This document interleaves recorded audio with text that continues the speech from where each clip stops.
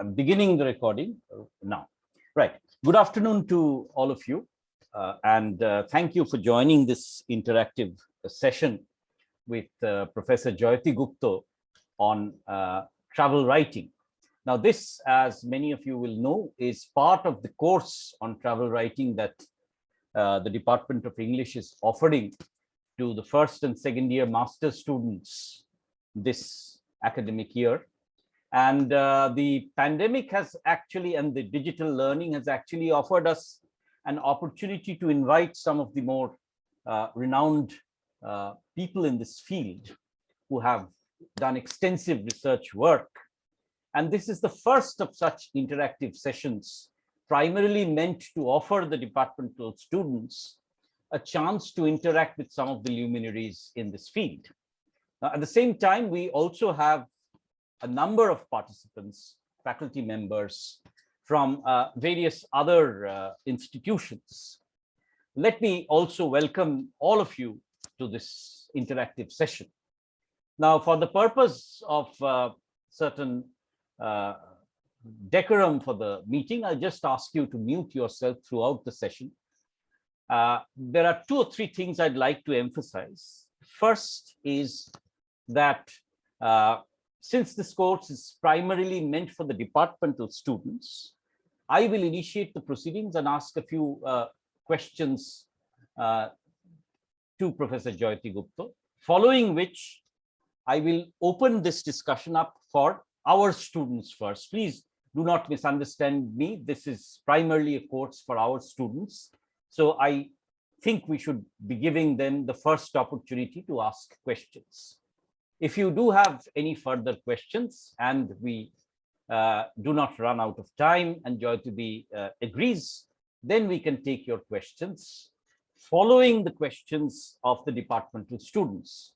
Once I have finished with my questions, departmental students will please identify yourself, unmute yourself, and ask the question to Jayati, or you can type the question in the chat box and I'll put the question to Jayati.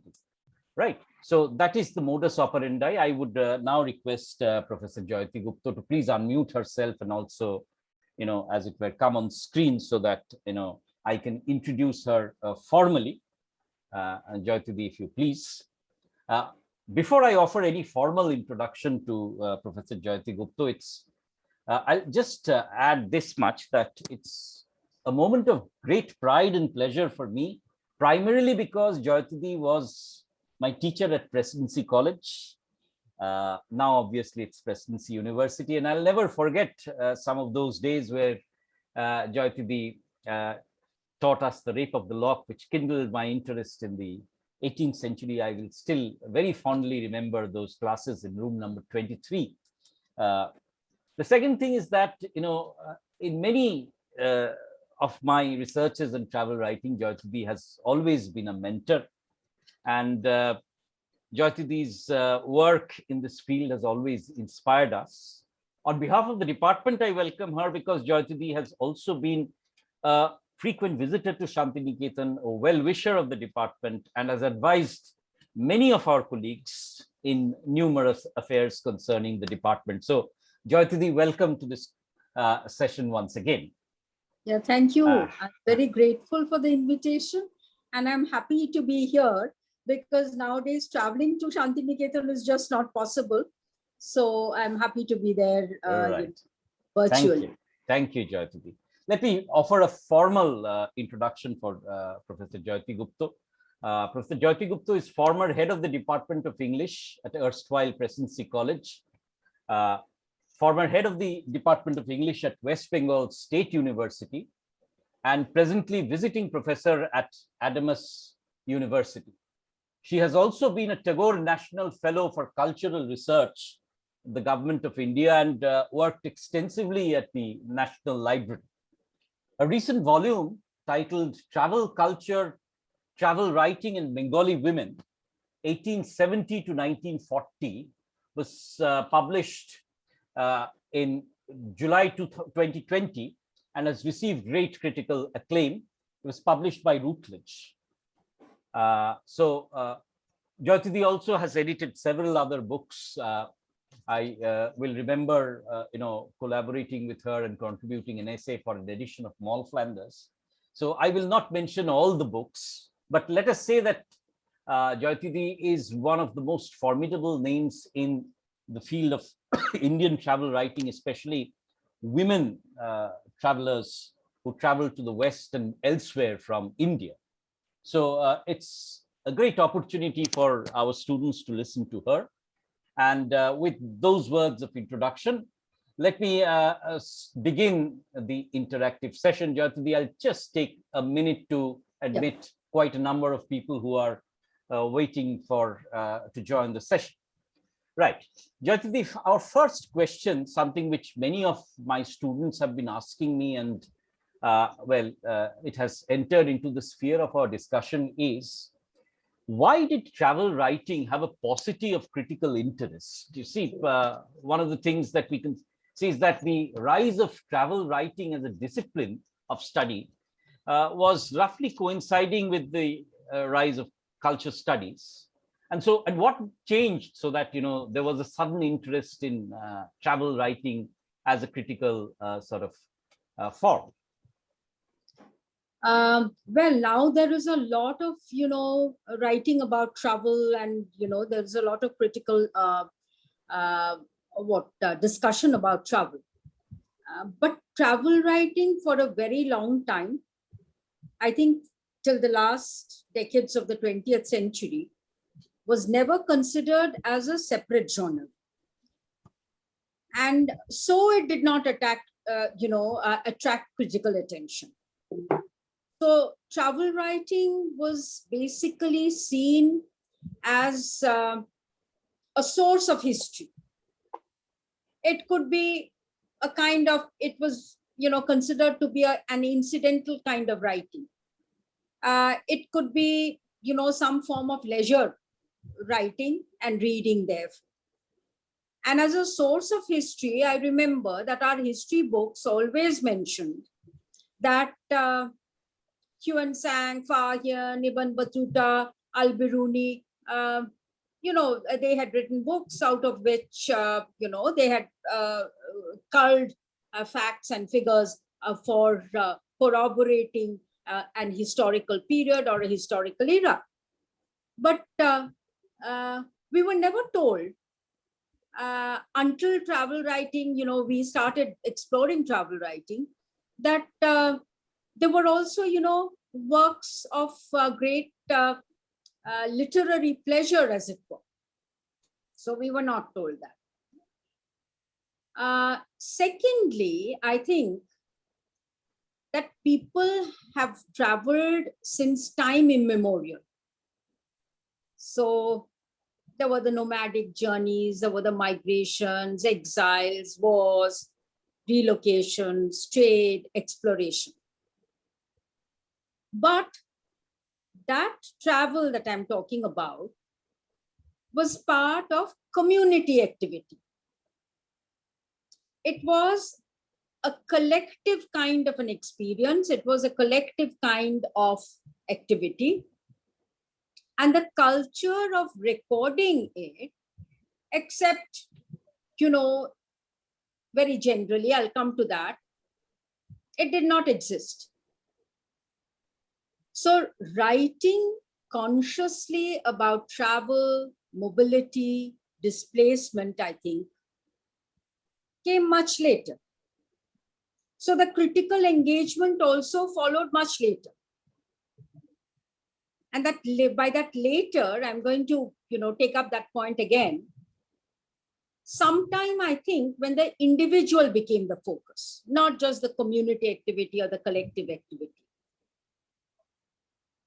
When travel writing had emerged, it took the form actually of travel logs rather than travel logs. And by log, I mean it was a record of travel, mostly relating to exploration of remote or unmapped lands across seas. It was an accumulation of facts about distances, flora, fauna, peoples, terrain.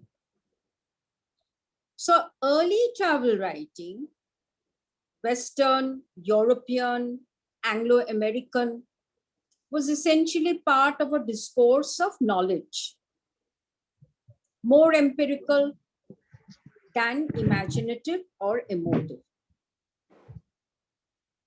So travel writing was associated with knowledge, with factual truth. These were the important outcomes of travel. So the writing focused on recording information, accumulating some forms of experiential learning. And the idea of the eyewitness was important. It still is important in the kind of travel writing or travel narratives that we look at, but here it was extremely important. Now, if we look at, since this is an interaction on Indian travel narratives, so if we look at pre-colonial travel writing in the Indian subcontinent, there was no separate entity for travel writing per se. Travel writing was embedded in the epic, in Bengal, in the Mongol Kabbu, in the Moimonshing Gitikas, in the Tirtho Mahattos, in the Rila, in the folk forms. And I'm sure that in other regions also, I don't know in that sense too much about other regions, but in the other regions also, this would have been the trend. So the critical negotiation of travel writing through other generic parameters was the norm. So you talked about the epic, you talked about the Mongol Kabbu, you talked about the folk literature, and you talked about travel writing in that context, whatever is there in those. So exclusively, travel writing was not, part of that scene at all. Again, we come back to this idea that when I'm talking of the Mongol Kabbu, when I'm talking about the epic, we are actually talking about the community ethos rather than about individualism. So when did it start to change? That was part of your question. In India, perhaps, it started changing in the late 18th and 19th century, or even a little later, early 19th century. So, and that is when individual identity became important. And I think, I don't agree with it completely, but I think that is why we try to locate what we are calling Indian travel writing in the context of colonialism. And we say that such writing, that is such, travel writing, came into existence in the Indian subcontinent in imitation of European models and influence. I don't know whether you have had occasions, this is to the students, whether you have had occasion to read about a book called Travels of a Hindu, 1869, by a person called Bholanath Chandru. And it's written in English. It's a 2-volume thing, traveling all over India, a large part in the erstwhile, Bengal province. In the preface, the European editor talks about how it is the work of a Hindu, or it is the work of a native who was well versed in English, and how the style itself, or the work itself, in a way, represented the Oriental or the Orient or the native or the Hindu. In the main, it was, non-British in that sense of the term, or non-European in that sense of the term. Now, if you look at the work, you will see that it's very anecdotal. It is not, empirical in the sense in which, we look at early travel, or it is not, written in the way in which European travel writing or British travel writing was written. In the so-called Indianness or the Hindu-ness of it came out of, revisiting myths of places, looking at stories which are associated with a monument or a place. So, that again takes us back to this idea that in pre-colonial, writing, travel was embedded in some other generic parameters. So this is, what I would like to say about, this idea why travel writing didn't get critical in India. Travel writing didn't get critical acclaim. It's all over. And so travel writing per se, or the critical interest in travel writing, is generally understood as being linked to the awareness of identity, individual identity.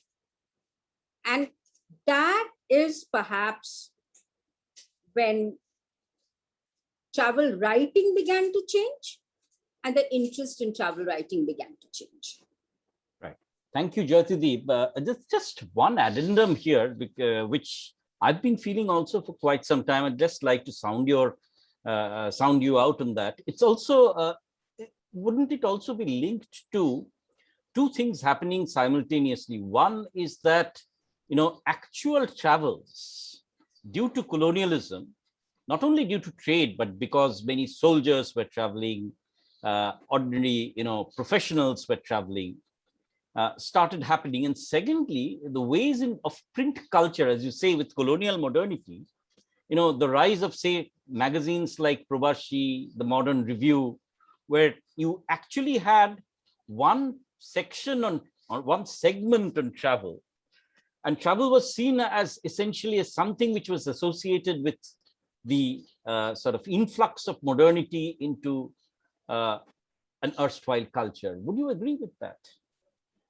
Yes, because, when I have been looking at women's travel also, or women's travel writing, these are issues which come up. The frequency of travel. Earlier, it was exploration. It was a very tedious kind of a pilgrimage, or, it would be a voyage which took several months and this. But when these eased out, then I think, and the print culture came in, I think, that is the time when, travel for the sake of travel also, along with, these movements for work or whatever, that was taking place. Right. Thank you. Because I distinctly remember Indu Madhav Mollik, because you worked on people traveling to China. Indu Madhav Mollik actually traveled for pleasure, nothing yes. Related yes. to any profession as such. Yes. And also many soldiers who traveled equally to the Far East as well as to the Middle East. Anyways, yes. I'll move on to my next question, which draws on your area of expertise about women's travel writing. We've been discussing this, and let me put this question to you. How do you feel women have saliently contributed to the genre before and after colonialism? And one of the questions that one of my students has sort of requested to be put forward to you is women's travel writing substantially different from their male counterparts? In your research, have you come across this aspect? Now, there are two things over here that I would, like to mention at the outset itself. My interest in women's travel came, when I was working on this project, The Cultures of Travel in Bengal. And I was reading up, the men's travels and all the places that they traveled to. It was immense and vast. So, I had to, and then I started asking, where have the women gone? Because women's travel is less, you can say, discussed, or, people even outside, don't know very much about it. So I said, were the women, constantly sitting at home? What was happening to them? So, that came to my mind. And then I did discover over the period that I've been talking about, and thereafter the other book that I'm, preparing now. So I started looking at women's travel. So actually to consolidate my work. So that was the actual thing. Of course, the ratio, and I've talked about the ratio in my book of women publishing in these journals, Probashi, Bharati, Bamabudhini, Ittadi. So women publishing was about, in the beginning, 1/3, and then little less than half of what men were, publishing. So the men obviously traveled more. All right. Now, since your question is also about, how they contributed to the genre before and after colonialism, all right? So there I would, first like to point out, and I think you have also, discussed this with your students in your lectures, is that about early travel, I think we have generally observed that it is male dominated. It's a male dominated, activity across cultures. And this is largely because early exploration, trading, adventure was undertaken by men and their comrades. On these expeditions, there were no women. And there, interestingly enough, if we leave aside pre-modern European travel, even as late as the mid-18th century, 1766 to 69, on that expedition of Bougainville, circumnavigating the globe, there was this woman called Jean Barrett, who disguised herself as a man to be on the ship. The French Navy did not permit women to be there on voyages. This woman disguised herself, enlisted as a valet to the naturalist in that group, and she traveled with 300 men on that ship. So she was the first one to circumnavigate the globe. I'm talking of Western woman to begin with. No one knows when her gender was discovered. But when she returned to France, she was the first woman to have gone down the globe. We have heard of Isabella Bird. 19th centuries, most women, these are all a little after and little after. So 19th century's most remarkable explorer, writer, naturalist, the first woman member to be elected fellow of the Royal Geographical Society. Then we have, of course, Mary Kingsley, who explored Africa, canoed up the rivers, went up Mount Cameroon, So, it was adventure. Then there was Gertrude Bell, this adventurous mountaineer dressed in breeches, which kicked up a controversy. I'll come to dress, that is why I picked this up. And then there was this American journalist woman, Nellie Bly, who in 1890 broke the fictional record of Phineas Fogg in Jules Verne's Around the World in 80 Days. And she completed her journey in 72 days. Then there is, of course, Alexandra David Neal, the first Belgian-French explorer to Tibet. So, if we are looking at women, and if we are looking at European women, French, English, German, American, then we see that there were these intrepid women who, put all kinds of conservative and orthodox ideas to the wind, and they just set out. So they were trying to prove something, and they were trying to liberate themselves, and all that kind of thing. And most of them were dressing differently. But when we come to our Indian women travelers, it is from an entirely different cultural or social perspective that we need to look at them as travel writers. They were not explorers. They were not risking even their social positions in that, very direct sense of the term to prove a point. They were travelers. And because they were travelers, they were considered to be transgressors because they were looking for an identity for themselves. So in the search for selfhood,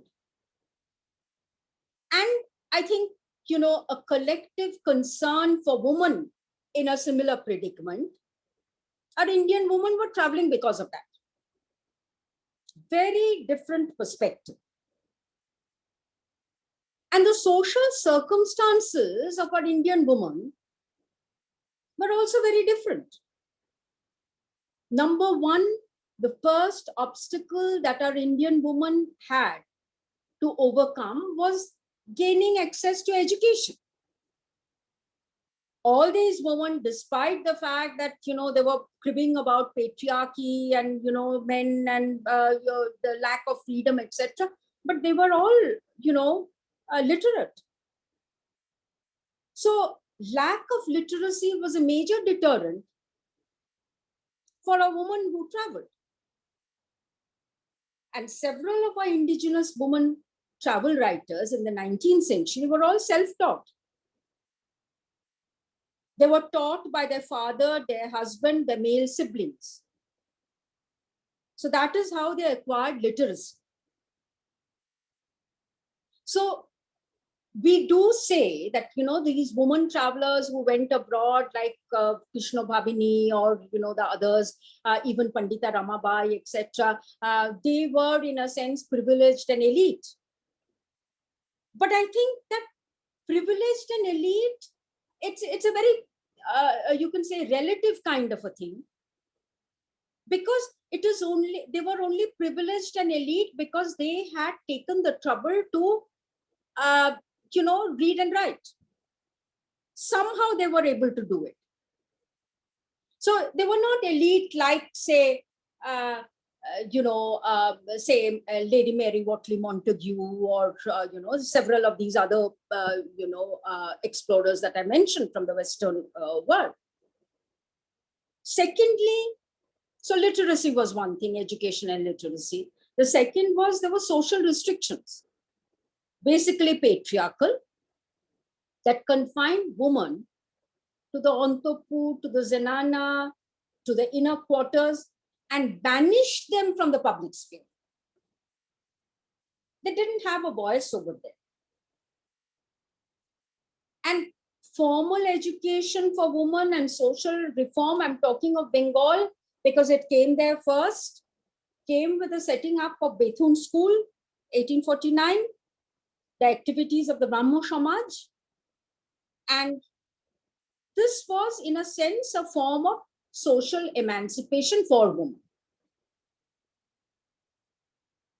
Now, the third thing was that emerging out of Parda, or the inner quarters, also meant sartorial reform. And I have, read several, very, very, very, very orthodox men writing in the Bama Bodhini that how are women going to come out? Are they going to expose themselves? Or how is that possible? So let them get educated, let them get control over their minds, let them, get dressed properly, and then they can come out. Right? So, it was a public discussion in which women were not participating. That is also there. And then, of course, we have Ganodanandini Devi introducing the style of draping the shari, wearing a kameez, and took care of the critiques of these orthodox men about women exposing themselves. And this idea of the dress, that created a kind of psychological conditioning. If we look at a passage in Krishna Bhavani, which I've translated for my book, Krishna Bhavani is the only woman, we don't have any pictures, we don't have any sketches, we have nothing. She threw away the veil and she adopted English clothes. So she was wearing a dress. And until she got widowed, the picture that we have by, I think, Elizabeth Larcher, the portrait, that is when she was wearing widow's clothes. So there was this complete change. But when she went to England, the first thing that she did when she got onto the train and when she's getting off at Victoria Station in Mumbai, etc., she's wearing European clothes and she's saying that people will not recognize me. And one of the passages towards the early part of the book, she is discussing that, yes, I have changed my eating habits, I've changed my clothes, but does that mean that I have changed myself? Is my mother going to recognize me? Are my sisters going to recognize me? Are my people at home going to recognize me?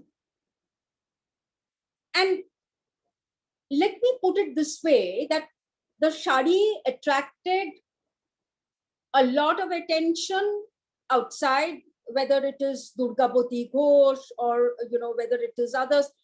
No one was wearing European clothes.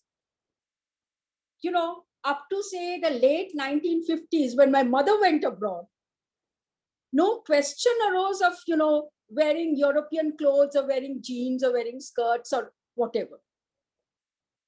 And most interestingly, I've read this account, short account of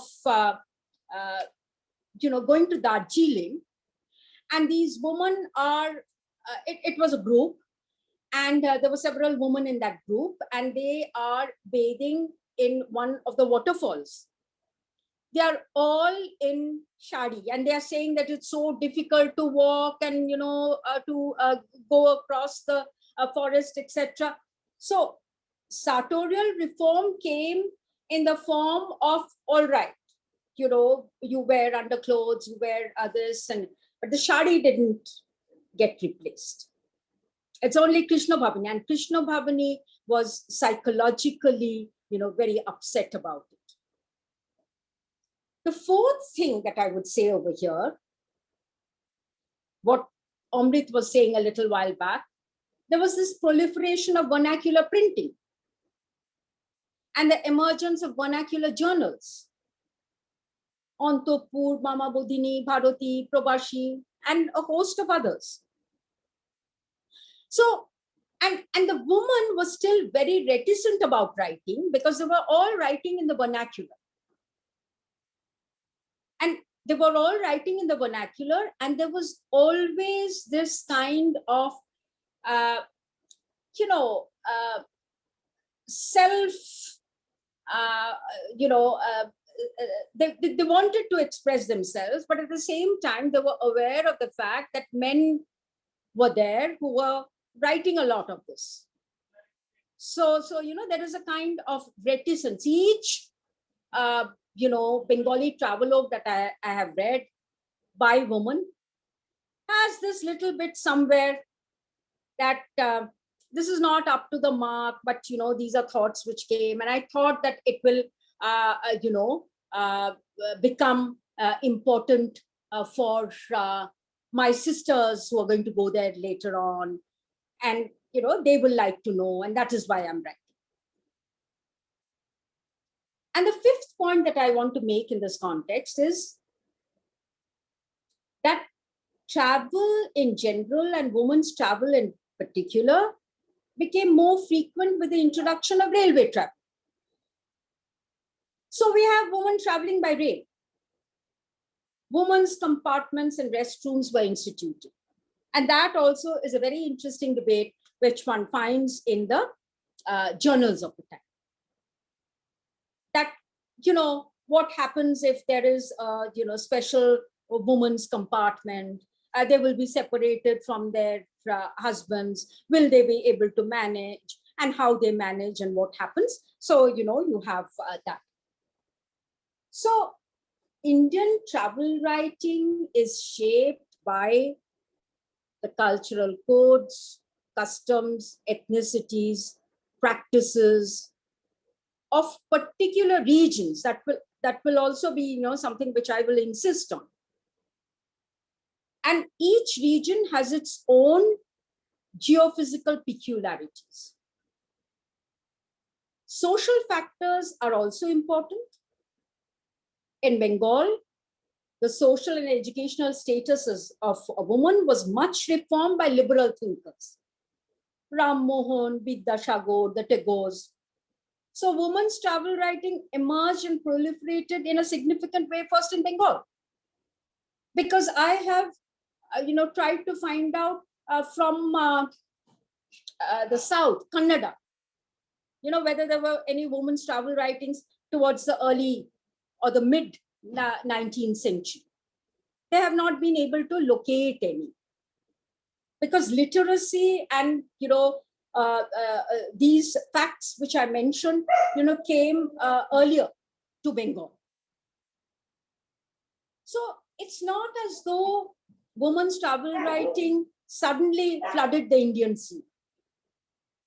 In Maharashtra, we have Pandita Ramabai, and we have this very, very interesting piece which is available online by Iravati Kadve about the pilgrimage on the road. And in each region, therefore, there were these pioneering women who liberated themselves from social stereotypes to move out of restricting domesticity to travel. Not just, you know, pilgrimages. So there is no such thing as pre-colonial travel writing by Indian women. Even if they travel, especially on pilgrimages and, you know, otherwise, and especially, you know, what was the kind of travel that one would have? One would go from the Bapet Badi to the Shoshur Badi. Then for their first delivery, they would be going there. So, so those were all, but the women were not recording that. They were not writing that. So actually, Indian women writing travel, that begins in the late colonial period, I would say. And then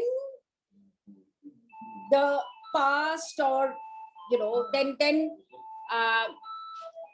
if we look at the past at all, pre-colonial travel by women was not recorded by them. Just not recorded. But they feature in myths, folklore, anecdotes, pilgrimage, if there are, drawings or pictures, it figures there. So, even so in they were songs, making I think, Jayati, even in songs that the women yes, songs, used to sing. folklore songs, yes. And in the Moimonching Geetikas, there were these itinerant women who, would travel from one village to another. So all that was there. So post, it's only, later on that this happens, right? I see you saying that because our students are also reading Rabindranath's Europe Prabashir Patro, where you see on the on the foot margins of the Europe Prabashir Patro, the letters that were sent by Rabindranath, kind of a very interesting battle was being fought by Dijendranath and Rabindranath in Bharati about what women's education could have meant and what women's liberation could have meant. So quite obviously, it was in the mode of discourse only that the participants were all male in that sense of the term. All male. Right. And I also found it very intriguing that these rules about the Kalapani, crossing the Kalapani and all that, and all the debates about that, they don't once mention women. Women were traveling with some of the men, etc. They don't mention women. It was basically about the men and the men not being allowed to go. I suppose assuming that if the men didn't go, the woman wouldn't go. It's like that. And the other point about this apology almost that, the woman's travelogue did not carry much literary merit. That's interesting because it moves also from Western travel writing to Indian travel writing as well. So the first Western female travelers also have the same kind of apology to offer in a certain way. Yes. Now, the other question that I wanted to put is, like say Mary Wortley Montagu, when she traveled, her travelogue created the sensation because she was the first to actually enter into the Zanana and present a kind of this Oriental space to the Englishmen. Now, when the Indian travelers went abroad, did they present any salient spaces, or did it have any specific region or space that they tried to sort of depict rather than their male counterparts? Yes and no, I will say, because the women were talking about women's issues to a very large extent. The behavior of women, the way in which they interacted with their men, the kind of freedom that they had, the kind of freedom that Indian women lacked. The concentration was on women. But if you take a travelogue like Krishna Bhavini's, because it's a complete travelogue, she obviously it was written under the influence of her husband, who corrected it also and all that. But she also talks about the countryside, labor, the economy of the countryside, etc. But generally, yes. And one of the questions that you said that you had added to this was, is women's travel writing substantially different from that of male counterparts? Here, I am going to answer the question by taking two examples from women's travel writing. Now, of course, students will be reading theories of Shirley Foster, Sarah Mills, Susan Bassnett, Christy Segal, Claire Saunders. But there is no consensus about whether there is a particular female voice, female themes, female perspective, but very definitely there has to be. And Carl Thompson also suggests that travel writing constituted an important route to self-empowerment for women and cultural authority for women in the 18th and 19th centuries. So how were they going to acquire it? They would have to have these perspectives.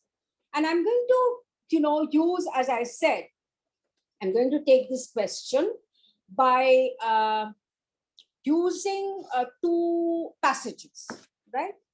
One passage which I have, worked on and quoted from Prashonnamoyi Chaudhary, Arjabottu, 1888.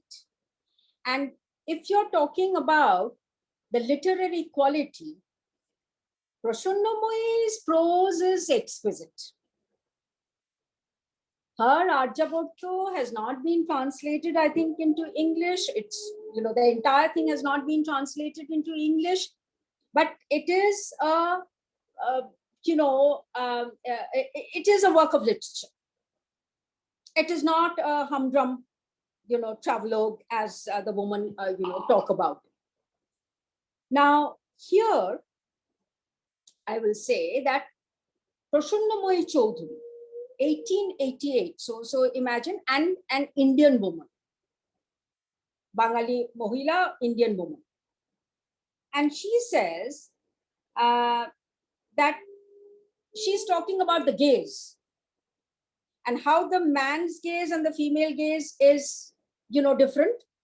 How the gaze of one woman and another will be different. And about the male gaze, she says, therefore, I'm not quite sure that I've been exceptionally perceptive, nor that I have been able to adequately represent what I have seen. But a man may perceive things in a particular way, which may not be exactly how it appears in the eyes of a woman. Hence, some may want to know how the several different sides of this historically glorious Aryabhatta are reflected through the eyes and emotions of a Bengali woman. So the male gaze and the female gaze differs. All right. So she's saying that. So that is one passage that I wanted to, look at. And the other passage, that's also, interesting. That is from Durgavati Ghosh, 1936, daughter of Girindra Shekhar Bose. Traveling to Europe, Egypt, Britain. And she is actually talking about how European women, British women are seen to be more hardworking than Indian women. All right. And she says that she's talking about that. And what she says is over here, she says that, all right, she mentions that it will be because of some perspectives or some ways in which Indian women have to work, the circumstances within which they have to work, and the circumstances within which European women work. And she says, here, just a moment, I've misplaced the thing. Basically, what she's saying, I have missed the passage somewhere. Yeah. So, she's saying that she's talking about the kitchen. And she's saying that in our Indian households, we have so many orthodox kinds of rules that we have to follow, customs that we have to follow. We can't get the vegetables and the meat together. We have to wait till the men have finished eating. The men on Saturdays and Sundays don't come to eat before a very late time. So as soon as we have finished our meal, we have to go back to the kitchen. The weather is also, such that, it's easier for European women to be hardworking. And the circumstances are such, we live in joint families. So we have to, cater to a lot of people. In a European home, if the lady says that this is lunchtime or this is dinner time, you have to come and have your meal then. So, she's using these, and no man or no male gaze would actually have looked at it this way, because she knows the Indian kitchen through and through. So she's able to, say that. So these are two examples that I wanted to show that very obviously there has to be a difference. There has to be a difference. Thank you, Jayati. I think that's a very fascinating discussion, especially with the two passages, all the more because our students will be reading, post-independence women's travel writings and how things have considerably changed and what have been the motivations and the problems of women traveling. So I think it provides them with a very good sort of perspective, really. Now, I have one more last question, but I'll reserve it for the last because I don't want to hog all the time here, and I would therefore open this up for students. I'll start with one question from Rakhi. Rakhi has asked us a question. She's saying that, is it a possibility that the reader as a common Indian woman remains alienated from the entire concept of travel writing, as traveling is a matter of economy for them? So she's gone back to this issue that you talked about, a certain elitism involved in both writing and the consumption of travel writing. When I'm talking of that, is Rakhi really trying to talk about contemporary travel, or is it still early travel that she is wanting me to? Because in contemporary age, I think women do travel quite a lot. Yeah. Rakhi, would you like to unmute yourself and ask the question and clear your perspective? Yeah. Right. Rakhi, yes, sir. go Sure. ahead. Yes. Ma'am, am I audible? Yes, you are. So, ma'am, yes, you are. Yeah. Ma'am, I am talking about the contemporary travel. I actually do not read much of the travel narrative and have not read before. But for me, the travel narrative is from the recent different social media blogs and everything that women in the contemporary age they are uploading, and they're sharing about their travel experiences. But there something has struck my mind, and that is it's a matter of economy. Like normal average Indian woman cannot travel abroad even though they are educated or they have the certain amount of money.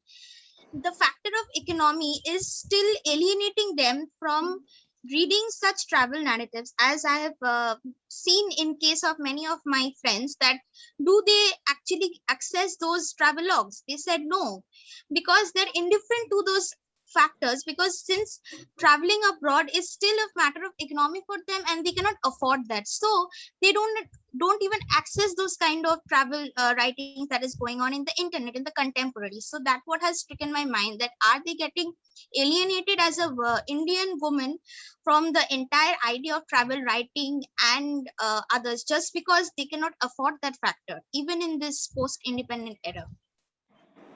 I'm not quite sure, Rakhi, because I somehow feel that even if they are unable to afford, going abroad, those who are interested in travel would still read those blogs. And are you also suggesting that the men read travel blogs and the men read travel accounts because they find it affordable to go? Is that also something? And the other thing is that, of course, now because of the pandemic, everything is closed. But, I know of many people who, not so well-to-do in that sense of the term, but they, take these tours to the West, or tours to these places. So they do take that. So I'm not quite sure about the sense of alienation that you are talking about. it's an interest, right? So I think, just, traveling abroad might not be the only way of indexing how women take an interest in traveling. Traveling abroad, I think, is a matter of economy for both men and women still across India. Anyway, thank you, Rakhi, for that question. Anyone else would like to pose a question to Jayati? Please unmute yourself and ask your question. Please feel free. Jayati is a very open-minded individual, and this is a forum that you will not have otherwise. Anybody? Madhurima has a question. Madhurima, yes, please go ahead. Please unmute yourself, Madhurima. Yes, am I audible? Right. Yes, you are audible. Please yes, good afternoon, Amrita. Good afternoon, ma'am. Yeah, good afternoon.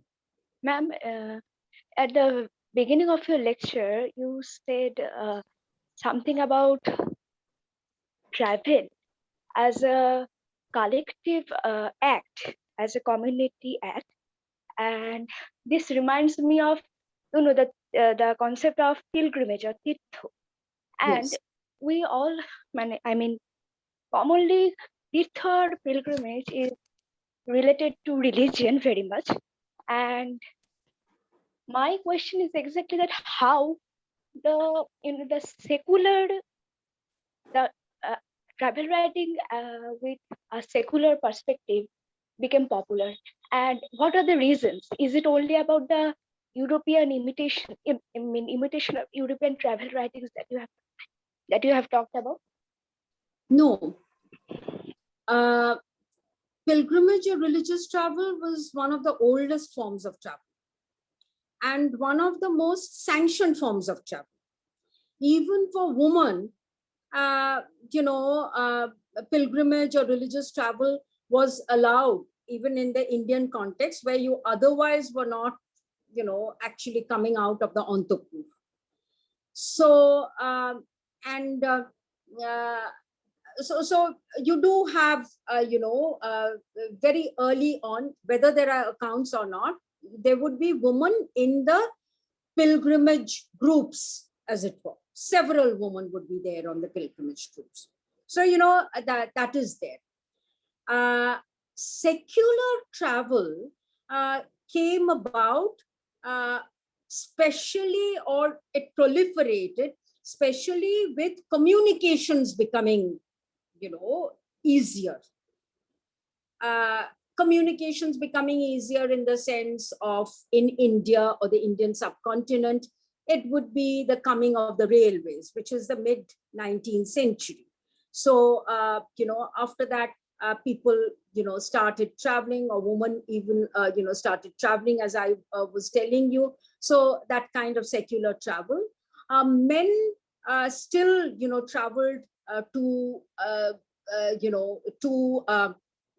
Europe and to China and to America, partly not just, it was not religious travel very definitely, but they would travel in order to study, in order to, appear for the ICS examination.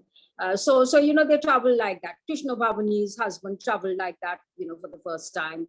And so secular travel opened up after the early travel age of exploration, etc. Cartography came in, mapping came in. It became less dangerous. There were ships, which were passenger ships, which were there. So, secular travel came in like that. But those had nothing to do with pilgrimages in any way.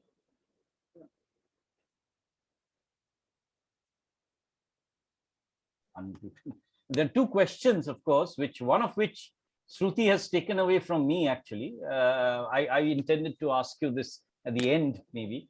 Have we developed theories to read and analyze non-Western travel writing? I know this is something which is also very dear to you also. So I'll reserve that question, Jyoti, because that should be the last question, really. Right. This another question from S. Mukherjee. I don't, it's difficult. Some of these people are hidden behind their devices. So Galaxy J7 and Galaxy S21 would like to know your thoughts about the aesthetics of this relatively new genre, travel writing. So what is the aesthetics? His or her question is about what you consider about the aesthetics of travel writing. There was an aesthetics. However much, and if it is only about women's travel or Indian travel narratives that you're talking about, there was an aesthetics. However much, the woman may be telling you that, okay, this is very pedestrian and everyday and all that kind of thing. But still, just as I said, Arjabotto is a, exquisitely crafted prose that we find there. Then we have the woman in Rabindranath's family, Sharna Kumari Devi, etc., who you were writing, prose. Bengali prose is also coming into its form at this point of time. Not the Sanskritite prose of Bankim Chandra. It is being eased out. Women were, writing prose, which is much more approachable in that sense of the term. And in several of them, there are, especially in the journal articles that I have read, several of them are extremely readable articles. Even, in the case of what would be basically descriptive articles, basically in the form of letters, maybe. That aesthetics developed out of an interest in the outside world, or I think an engagement with the sites of travel. And the sites of travel would be, in the case of several of these women, it was Kashmir, it was Darjeeling, right? And there is this piece which I have already translated by Begum Rokia. And she is talking about, her a short visit to Darjeeling. And by the end of it, she is so enamored of the hills and of the, environment that, she almost becomes spiritual at the end of that, piece. And she says, what is this that I have seen, kind of thing. Similarly, in several of the, travelogues which take one to Kedarnath and Badrinath. So pilgrimage, curiosity, aesthetics, these all do come together in some of them. Some are very pedestrian. Those are like, guidebooks maybe. But there are also, things like that. But there are also these, right?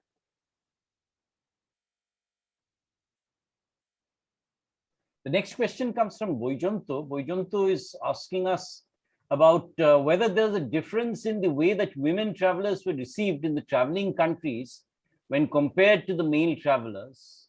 Also, was a difference in terms of colonial,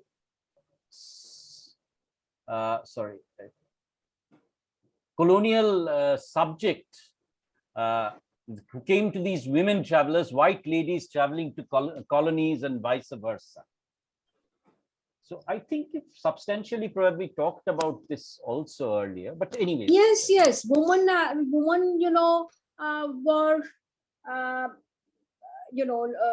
looked upon. They were, as I said, they were just dressed differently. They looked different, and they did attract a lot of attention.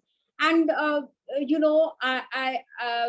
don't know whether there is a passage like that. I can't remember whether there is a passage like that in Abu Talib, which you're doing.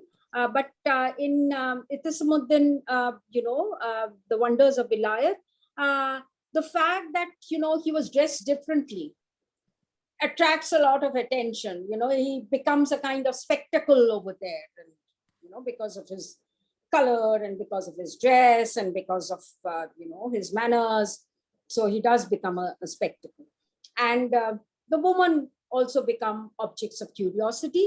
Even someone like Horiprabha Takeda, who went to Japan, she becomes, an object of a great curiosity. So that does happen.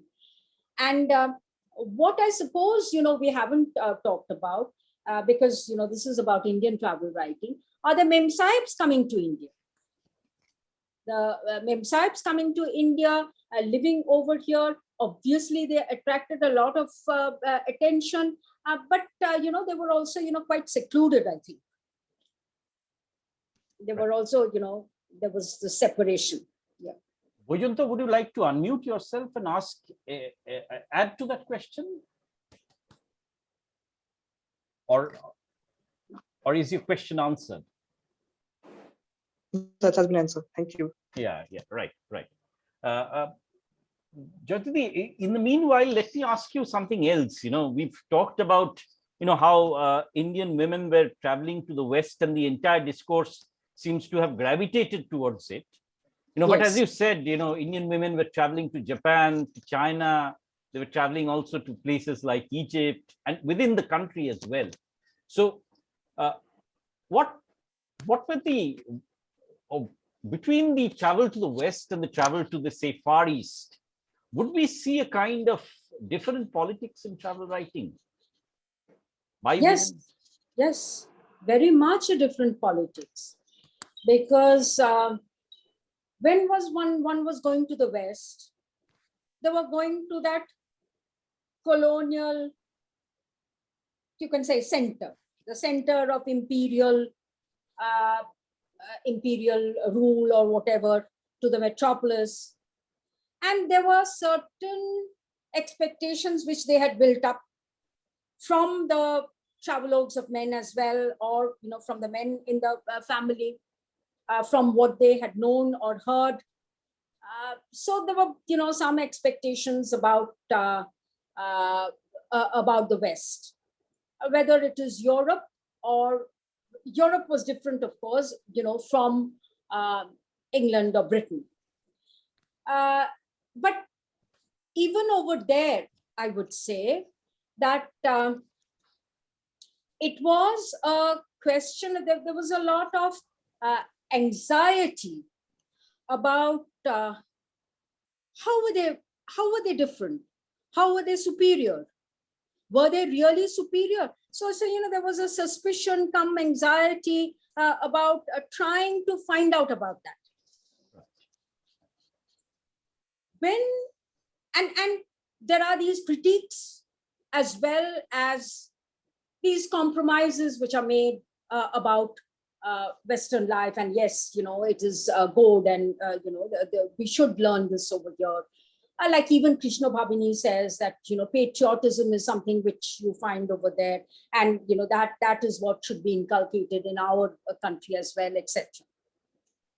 Now, about the Far East, I'm talking about Japan, because I haven't found too many early women's travelogues about China.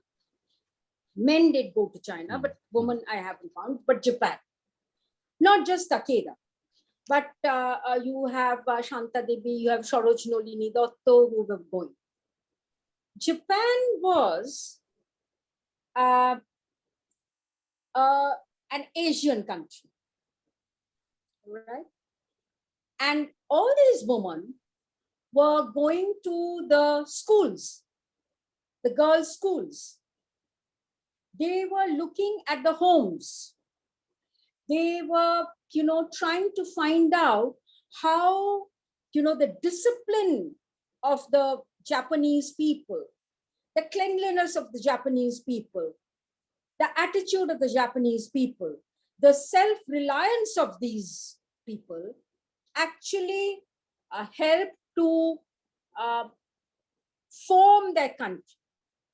And in several of the school visits over there, all these women that I'm talking about were talking about colonial education, critiquing colonial education in India, and saying how, it was rote learning, and how, it was imposing something, it was, memorizing something, how it took away the joy of life, took you away from your own culture, the kind of thing which happened in Africa. And how in Japan, it was still culturally relevant education. So there was a major critique of that. And, several of these writings. Right.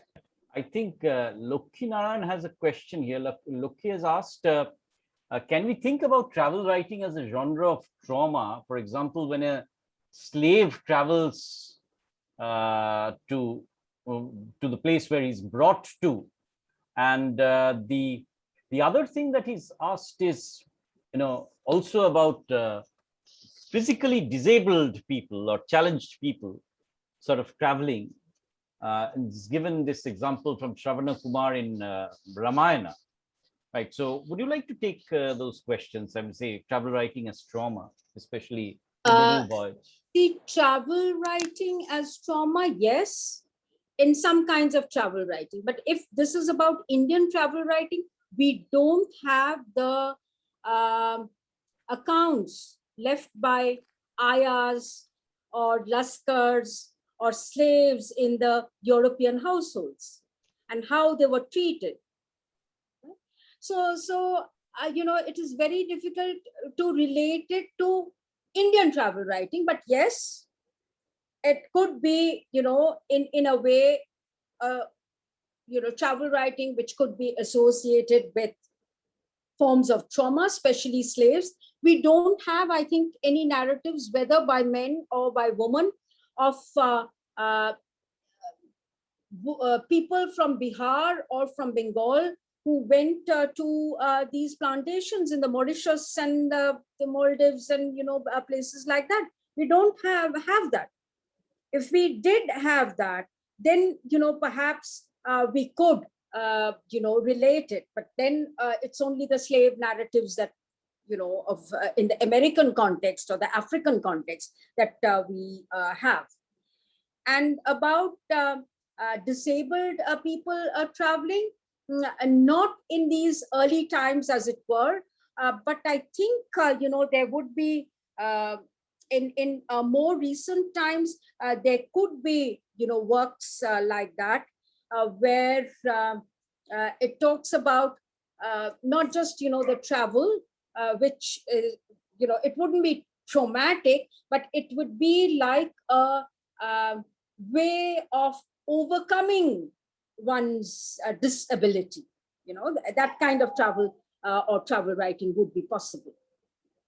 Jayati, one of the interesting aspects of this question is, as you mentioned, the diasporic, the first generation diasporic travelogues, which not exactly travelogues, but some memoirs through accounts of descendants have survived, where this great wooden Maibap, as they called it, the ship, which changed their destiny, as it were, have filtered down through memory rather than through actual writing at that point of time, primarily because most of them were, as you said, illiterate at this point of time.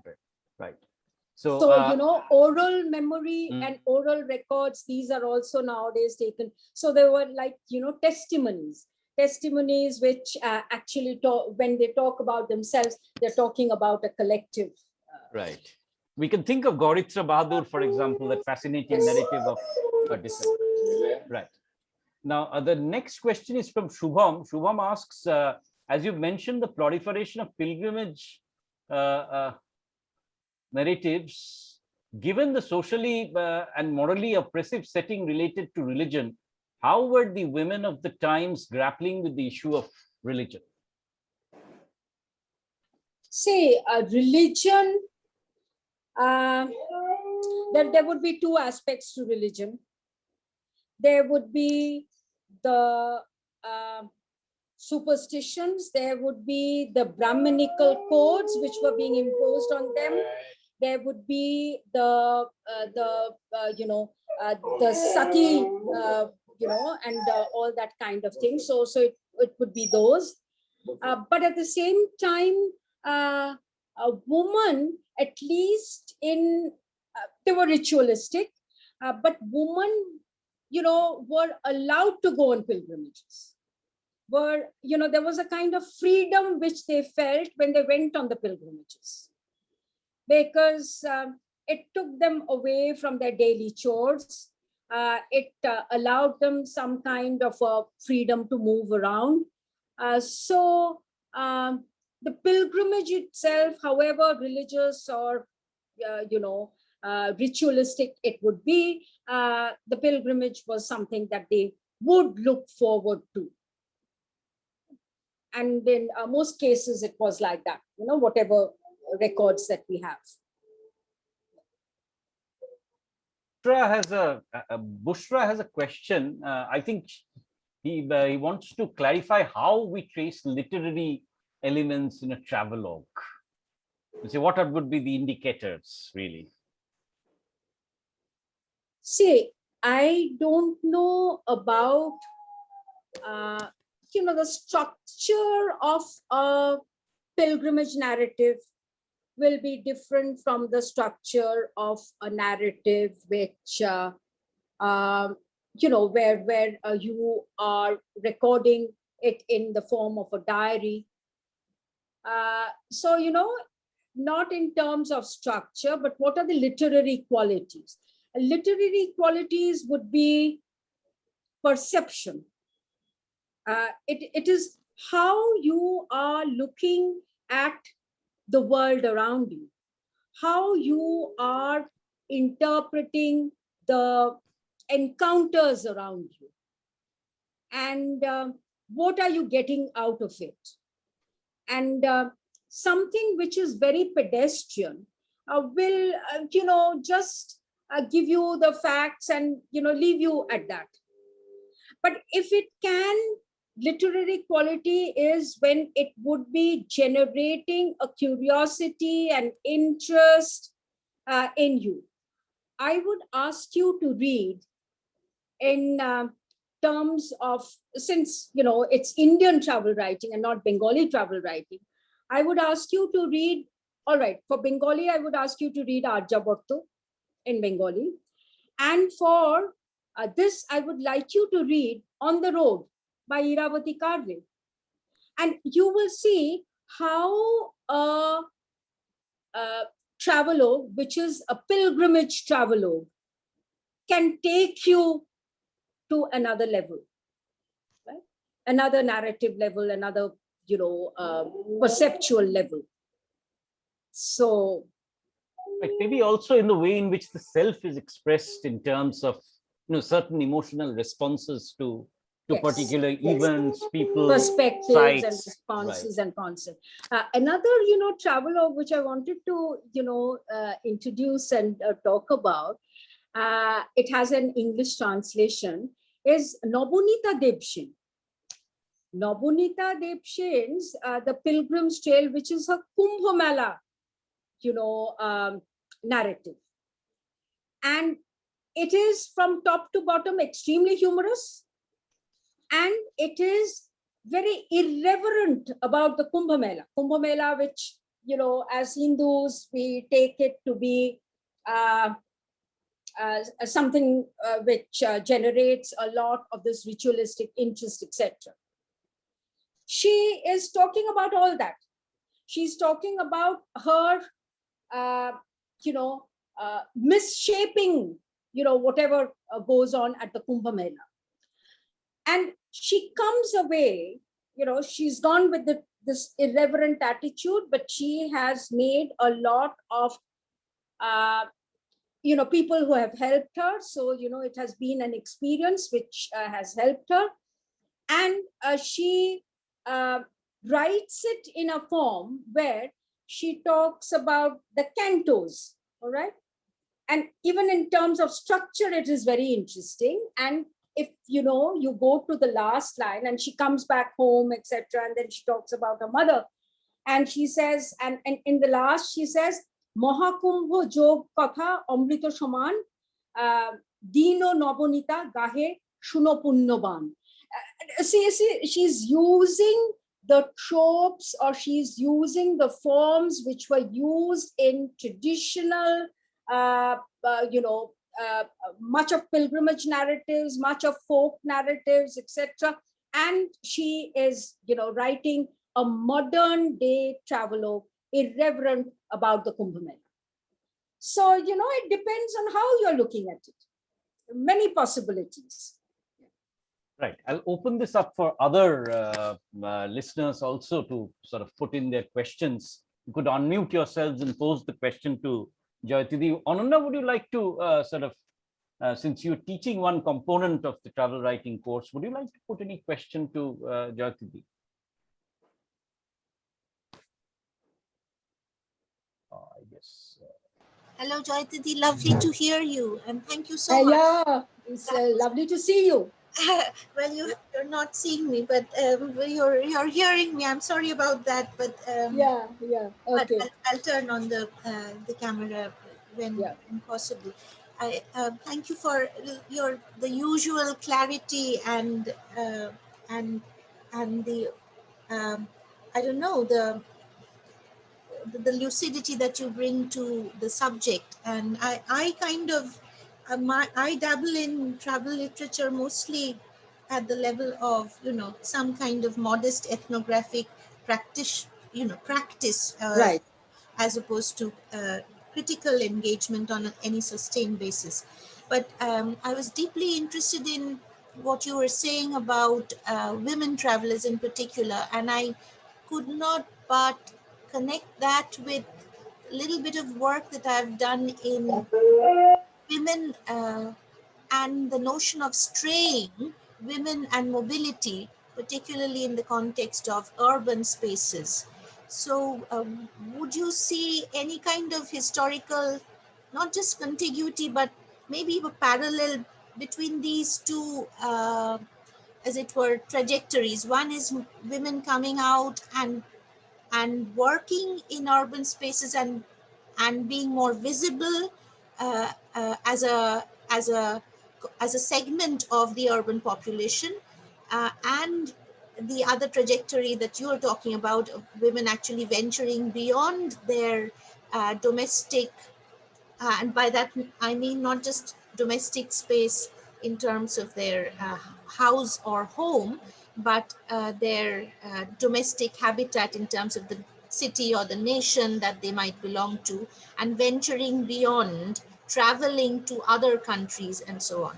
That would be one question. The other is, what would your take be on women critics writing on women traveling, or women's travel as a genre? Because I'm thinking about Ketuki Kushari Dyson's work. There were some very interesting women critics who are engaging with this discourse. So would you have any, would you throw light on that too? Thank you.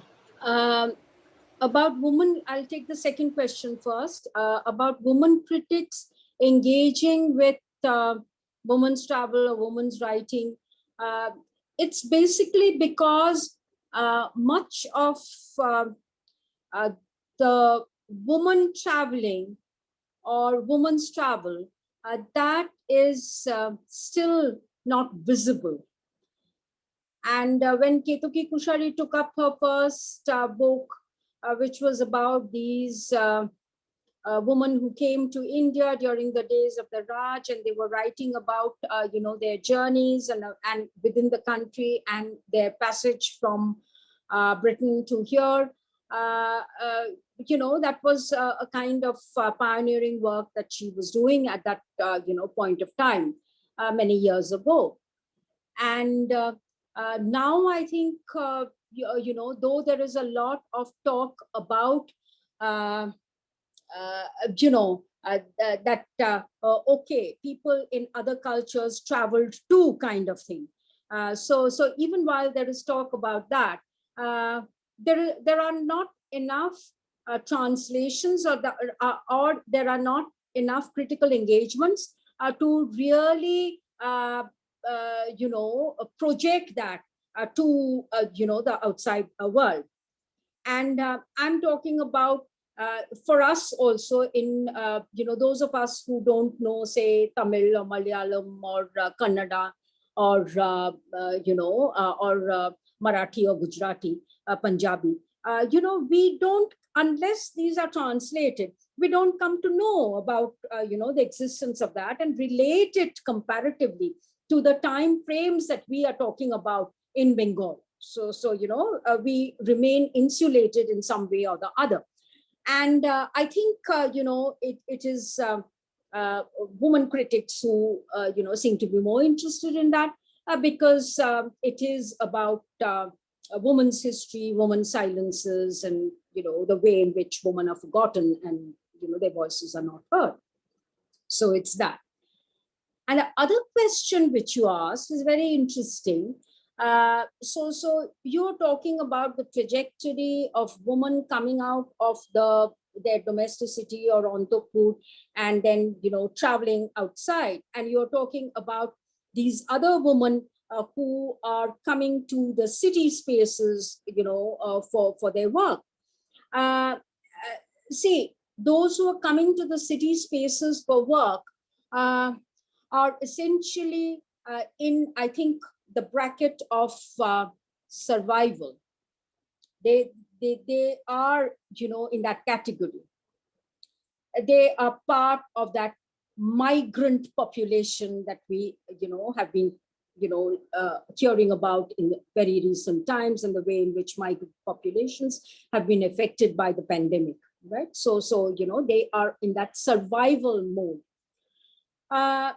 Those that I talked about, however much, they found it difficult to, liberate themselves or, become literate and all that kind of thing. But eventually, and those who are traveling from there are not traveling for survival. They are traveling because, one, they want to travel because of pleasure, because of, someone else living somewhere else, and or, they want to relocate. So, their mobility, I think, is very different from the mobility of, these women who are coming away from their native spaces in order to be in this urban environment. I think, it is that. Thank you, Jayati, and thank you, Ananna. I just rushed through a few other questions. One is sort of put by Indrani. Indrani, who's a former student of ours and is teaching at ICFAI Tripura, asks, ma'am, if possible, please comment on the transformation of the female self after undertaking travel and whether it has any role to play in the context of nation building. It has. And if you're talking of, nation building, any kind of travel, even if you travel from here to, somewhere very close, travel is bound to have a kind of influence on one's mind, or, it is, bound to have that kind of a thing. So when you're talking about nation building, then very obviously you are thinking of the early travelers, some of whom I have been, talking about. As I said, if they went to Japan, or if they went to Europe, or if they went to, Britain, they brought back from there certain ideas and certain thoughts which could improve the condition of the country, which could emancipate the country at that point of time. So the idea of nation building, the idea of patriotism, the idea of hard work, the idea of scientific thinking. So these were ideas which they brought back. The idea of the schooling, where both the cultural and the cultural traditions would remain. They would not be colonized. They would remain, while one acquired everything that was needed in order to, educate oneself. So yes, the self was reshaped, each of these. And in the case of most of these women, they were thinking of refashioning the lives of other women. So social uplift was part of that. Whether it is Krishna Bhabini, whether it is Jagat Mohini Chaudhuri, who was a Christian lady who says, had a very Christian point of view. And she said that, so if we have this kind of Christian country or nation or people, then, things would be better. So she may have had that. But, for all of them, it was a way of changing, reforming. There's one last question before we move on to that, teaser of a question. Is this is asked by one of our students, I guess, who asks, in the times of pilgrimage, what will happen to travel writing? Are we going to move from more exotic spaces to more local spaces? What are your thoughts on this issue? You're talking of in the context of the pandemic, is it? In the pandemic, in the context. Yeah, there's been a lot of discussion on this. And yes, local spaces in our country are, just there, and we haven't discovered, several of them. Eventually, people will still, travel, I think, for various kinds of reasons. But yes, these getaway travels and discovering, I would say, trying to discover, the closer spaces in one's own environment, that may become a kind of very, very rewarding, I think, change. Yeah, fancy that, because, in one of the texts that we're discussing, Chai Chai by Vishwanath Ghosh, there's this one place called Yelagiri, which is a local, hill station that is gradually being looked at, rather than the other hill stations, which have by now become too clogged. So I guess that's a process that would continue even without the pandemic, but the pandemic would have probably accelerated the process. I can see that questions are coming in. Comment on, anyways, I'll go back to that last question, because I think we've sort of quite tired you enough. It's almost 1.5 hours that you've been speaking. So let's get back to this question, which you've raised, I've also talked about, and Shruti has asked. Is there therefore any kind of a theoretical context and a theory to discuss Indian travel writing through an Indian theoretical prism, rather than always using, say, Said, or for that matter Bhabha, or the Western theorists to talk about? So what kind of a theory can we look at, and what would the sort of constituents be like? What would be your idea? It's still, very unformulated for me. But I do realize that these foreign theories don't work very well in many cases, except for perhaps, things like seeing the other in terms of the familiar, etc., that kind of thing. Indian travel, I also, have a problem with that word Indian. Because Indian travel writing, if we talk of it, Indian, what is that Indian? Indian is, pan subcontinent as it exists now, Indian in that sense of the term. Because Indian travel writing can be very complex, because it cannot be confined within a single experience. And how are we going to systematize Indian travel narratives into one framework. So there are several things which need to be, I think, looked into. Of course, you know, as I said, we have to, you know, in each of the regional languages, at least, you know, the main regional languages that, you know, we know about, there would be a corpus of texts belonging to different temporal spans. And until and unless we have access to those texts, we cannot use a comparative analysis which brings in all the regions.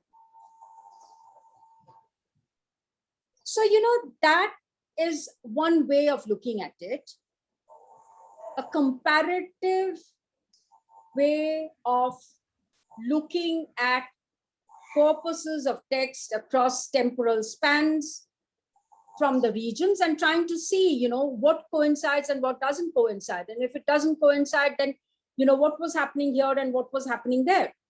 Why did people, you know, travel here and not there? The other thing is about, you know, can we sort out this complexity by referring to sites of travel? Where did we travel at a particular point of time from Bengal? Where did one travel from, say, Madras? Are these all pilgrimage sites? Are these historic sites? Are these, you know, just leisure sites? Are these forests? Are these mountains? And so, you know, destination, pilgrimage destination, historic destination, forests, hills, particular destinations abroad. You know, how have, you know, people traveled, or why have people traveled? So, you know, that is one way of coming to certain theoretical formulations, but you can come only to theoretical formulations if you are sure about the texts themselves, if you are acquainted with the texts themselves. I also have a problem with this, you know, this, I think, you know, using that word contact zone all the time. Because the contact zone may not be between one country and another. The contact zone may be within a country, intra-country. And as early as 1885, you know, that text by Krishna Bhabini, she is going by train. Nowadays, we travel by air, so we don't come to see that. But she is traveling by train, and she is moving through, you know, the states across the from the east to the west. And she is talking about how people over here, you know, act differently, say things differently, behave differently, etc. So this othering, this otherness, you know, that is going to remain, even if we don't borrow it from Said. This concept of the discourse of otherness, you know, what we find, what attracts us in travel, something which is different, something which is, you know, not pedestrian or everyday for us, you know, that is what, whether in nature, whether in people, whether in customs, whether in food, you know, that is what attracts us. So I think, you know, defining these othernesses. So there are several contact zones actually. And these contact zones can be also in India. It could be, you know, between groups of people in the sense of castes, classes, whatever, you know, so the contact zones can also be over there. So that is what I was thinking. I fact, don't know what Jayati, your ideas are. In fact, Jayati, we've used the same concept in, the ways in which, again, sort of reading Chai Chai in the way in which metropolitan India looks at, small town India or rural India. And you're absolutely right, because one of the theoretical other parameters that Amartya Sen, for example, talks about is very specific to India, is this idea of positionality. Where exactly are you positioned in terms of caste, gender, ethnicities as well? But Shruti, since you put that question, would you like to add to that question by unmuting yourself, or would that response have satisfied you? Shruti, if you are around, yes, please go ahead. Yes, sir. So this question has been there in my mind. I'm a PhD scholar at Amrita University. So Yes. I'm working on my proposal right now. So when I think of taking up, or rather working on texts by Indian writers, and when I think about the literary theories which I need for the thesis, I was just wondering, and then when I was referring a lot of books and a lot of other theses, I couldn't really find any other so-called theory other than Western theories. So I found problematic. That's why I was just wondering. And your answer is really, it has calmed me, and it is satisfactory, right? Okay. Because I am from Kerala. Yes. And when I think about, or when I try to locate travelogues in my own regional literature, there's hardly any source for me right now, because many books are not even there. Yes. Yes. So that's the problem with it. Yeah. But if it is Malayalam, then you should be finding at least men's travelogues. You should be finding several, and women's travelogues, I don't know, but it is not as though women didn't travel. And I'm quite sure, I don't know what kind of periodical literature, since when you had the periodical literature, because I'm quite sure that in periodicals, women would write, even if it was 10 lines, and they had access to it and they had literacy, then they would try to express themselves over there. And especially if it was encouraged by the environment, and Kerala is an early literate state in that sense of the term. So I think you should look for it. But yes, we depend too much, both in the case of travel writing, and I think in the case of environmental issues, we depend too much upon Western say formulations, which don't match with our own cultural ethos. I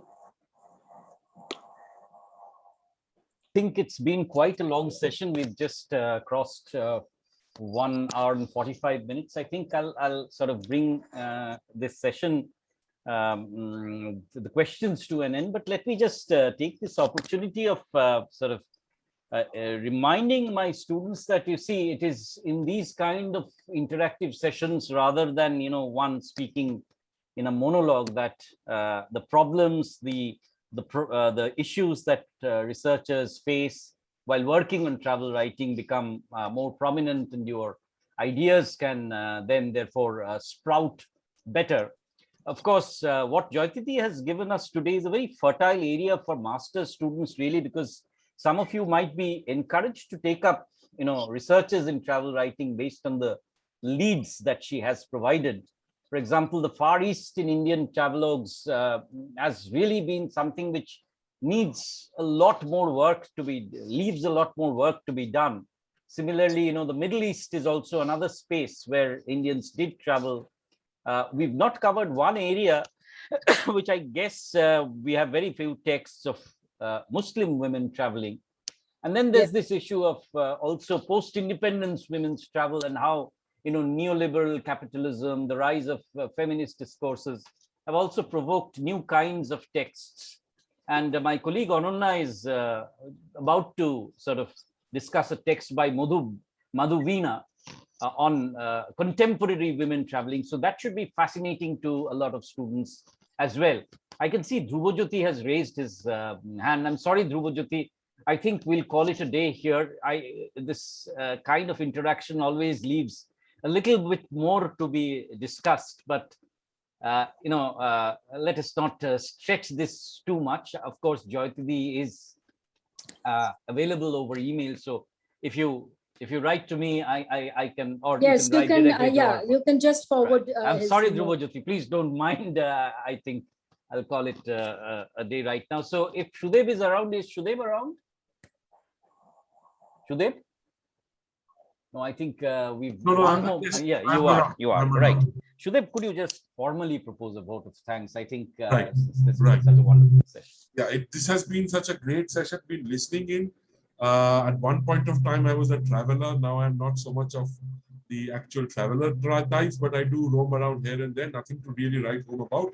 But in the course of the introduction given out for Jayati, we must also tell our audience that Jayati herself is a great traveler.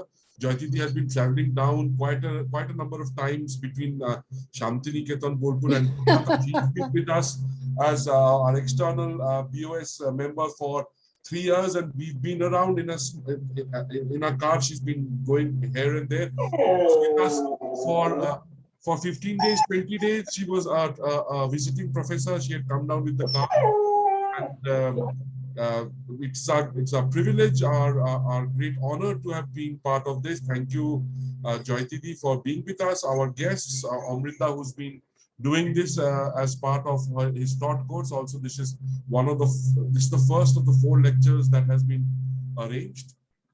We would take this opportunity to thank our principal of Bhasha Bhavan, who's given us this link through which we have been able to access all of you together, and also for your kind words and support and intervention and discussions, which has made this such a holistic and fruitful affair.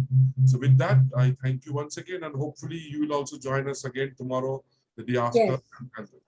Thank you. Just announcement. Thank you, Shudev, for reminding me. Tomorrow, Carl Thompson will interact with us at 3:30 p.m. So that's 11 British Standard Time. And day after tomorrow, Pramod Nair from the University of Hyderabad will be with us at 4 o'clock. On the 25th, Vishwanath Ghosh, the author of Chai Chai, is meeting us at 4 o'clock. So it all proves to be quite an interesting fair of the past and the present of coming together through travel. And we hope to have all of you with us once again. Thank you, students, once again for your questions. Thank you, everybody, for listening in, and see you tomorrow then, right? Yeah. With that, thank you, Jayati, of course. Thank you. We'll close the session here then. Thank you very much.